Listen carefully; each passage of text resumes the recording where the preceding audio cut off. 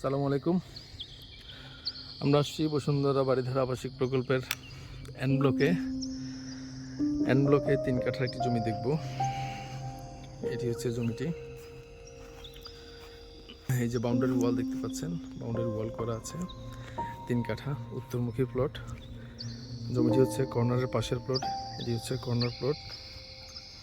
এই হচ্ছে রাস্তা, 50 ফিট রাস্তা।